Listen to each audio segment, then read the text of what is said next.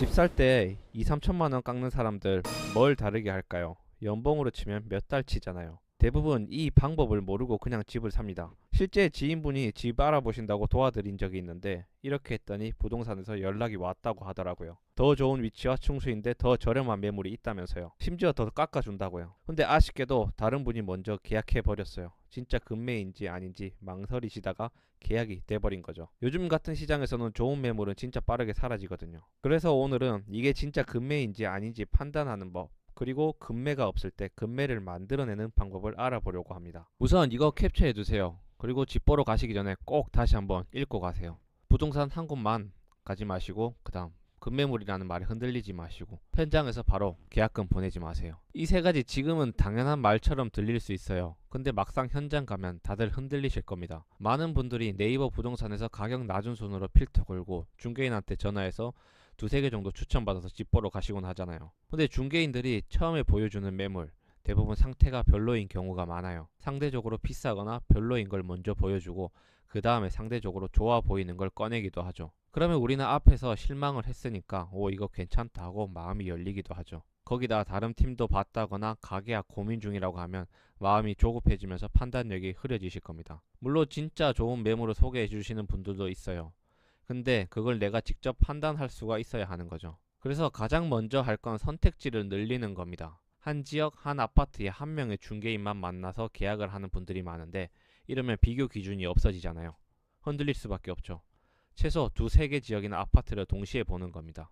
중개인도 여러 명이랑 약속을 잡는 거예요. 저 같은 경우에는 10시에 A 중개인 A 아파트, 11시 30분에 B 중개인 BC 아파트, 1시에 C 중개인 D 아파트, 이렇게 1시간 30분 간격으로 잡으면 여유있게 볼 수가 있거든요. 그리고 내가 정말 이전부터 관심있게 봐왔던 지역이나 아파트가 아니라면 현장에서 바로 계약금을 절대 보내지 마세요. 대신 중개인과 봤던 매물 중 가장 마음에 들었던 매물을 함께 정해보는 겁니다. 왜냐하면 요즘 집만 보고 그냥 가버리는 분들이 많다 보니까 중개인 분들의 피로도가 좀 높아져 있는 상황이에요. 그러면 나중에 진짜 금매가 왔을 때 나한테 연락을 안 줄 가능성이 매우 크죠. 그래서 집 보고 나서 중개인과 나의 생각을 이야기해 보는 겁니다. 내 상황이랑 예산도 같이 이야기하는 거죠. 그러면 중개인 입장에서도 거래 가능성이 보이니까 네이버 부동산에 올라와 있지 않은 장부 물건도 꺼내주기도 합니다. 매도자가 왜 파는지 얼마까지 내고가 되는지도 이 과정에서 자연스럽게 나오기도 하더라고요. 이걸 알아야 하는 게 지금 시장에서 매도자들 상황을 알면 협상이 쉬워졌습니다. 다주택자분들은 이제 세금 문제로 빨리 팔아야 하는 경우가 있어요.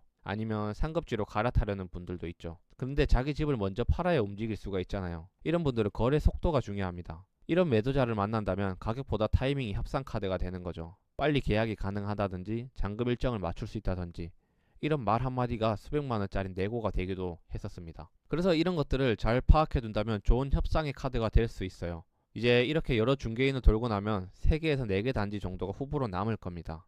이제 이걸 가격으로 비교하는 거예요. 기준은 뭐 여러 가지가 있겠지만 그래도 3가지 정도를 나눌 수 있을 것 같아요. 첫 번째는 저층 가격이랑 비교해 보세요. 중간층 이상인데 저층 가격이랑 비슷하다면 괜찮은 매물일 수도 있습니다. 두 번째, 로얄동 로얄층이랑 한번 비교를 해보세요.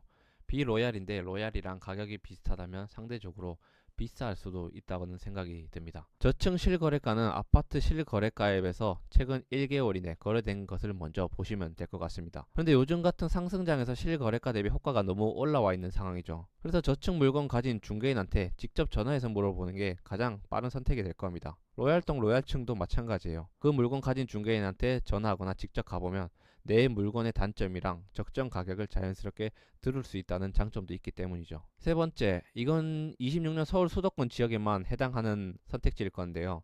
최근 1개월에서 3개월 사이에 실거래 가격이라면 싸다고 보셔도 됩니다. 상급지 같은 경우는 실거래가 대비 호가가 높아져 있는 분위기이기 때문이죠. 절대적으로 싼 구간이 될 수도 있다는 말이에요. 그리고 최근 대출 규제랑 금리 이슈로 32평대 이제 84제곱평들이 비싸다는 인식이 퍼지면서 24평 거래가 많이 늘어나고 있어요. 근데 24평 호가가 올라오면서 32평 84제곱평이랑 가격 차이가 별로 안 나는 곳들이 많이 생기고 있더라고요. 그렇기 때문에 단순히 작은 평수가 싸다고 생각하지 말고 32평형이랑 이제 가격 차이가 얼마나 나는지를 한번 꼭 비교해 보시길 바랍니다. 이렇게 가격 비교가 끝났다면 마음에 드는 순서대로 이제 리스트 뽑고 협상을 해보는 겁니다. 가장 마음에 드는 것부터 차례대로 리스트 나열해서 우선순위를 정해보는 거죠. 근데 이때 중요한 게 무조건 깎아달라고 하지는 마세요. 매도자도 감정이 있는 사람이다 보니까 기분 나쁘면 거래 자체를 안 하려고 하시는 분들도 있으시더라고요. 내구에도 명분이 필요하다는 거였어요. 그런데 명분 만드는 것도 어렵지 않은 게 우리는 중개인과 함께 집을 보고 이야기하면서 매도인의 상황들을 많이 파악을 했을 거예요. 임차인이 집을 안 보여주는 상황이라면 집 안 볼 테니까 뭐 더 그만큼 깎아달라고 요구를 한다든지, 계약금이나 중도금을 더 주는 상황을 만들어 본다든지, 하자가 있는 부분이라면 수리비가 얼마 정도 들 것 같은데 이 정도는 깎아줄 수 있는지, 이런 상황들을 파악을 했기 때문에 이걸 협상카드로 한번 내보는 거죠. 아니면 요즘같이 매도자 우위 시장에서 가격 협상이 어렵다면 나에게 좀 더 유리한 상황을 만들어 볼 수도 있어요. 이건 실제 제 사례인데 지방 아파트 투자하려고 한 적이 있었거든요.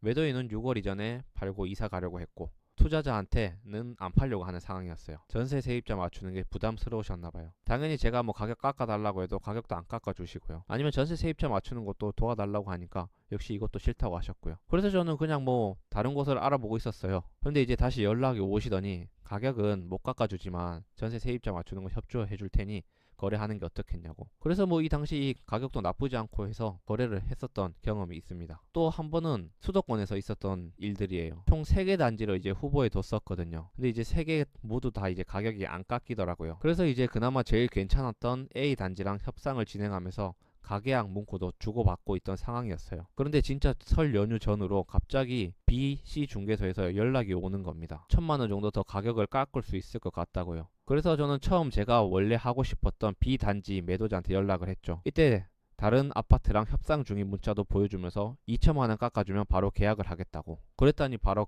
거래를 하자고 하시더라고요. 여기서 중개인은 1,000만 원 정도 더 깎을 수 있을 것 같다고 했는데 제가 2천만 원을 요구했던 거는 이 집을 이전에 보러 왔던 분들이 많은데 대부분 뭐 3천만 원 정도 깎아달라고 요구를 하셨다고 하더라고요. 근데 이제 3천만 원은 안 된다고 하면서 이제 모두 다 거절했던 상황이고요. 그래서 저는 이제 중개인이 1,000만 원 깎을 수 있다고 했지만 2천만 원을 한번 내던져 본 거죠. 이것처럼 선택지가 많을수록 내가 여유로워집니다. 그게 결국 협상력이 되는 거예요. 물론 요즘같이 매도자 우위 시장에서 가격 내고가 쉽지는 않은 게 현실이긴 하지만요. 그렇다고 과거 실거래 가격을 보면서 집 사려고 하면 호가가 너무 올라서 집 사긴 힘드실 거예요. 오늘 가격이 제일 싸버리게 된 시장이 돼버린 거죠. 그렇다고 영끌에서 집 사게 되면 또 어떤 최악의 상황이 있을지 모르니 영끌에서 사기도 힘든 상황입니다. 전쟁이나 여러 정책으로 인해 금리가 오를 수도 있고 나의 소득이 줄거나 예측 불가능한 상황들이 언제든지 생길 수 있기 때문이죠. 그러니 집값 오른다고 영끌에서 집 사지 말고 무리하지 않는 선에서 내가 가진 카드를 최대한 활용해 보시면서 내 집 마련에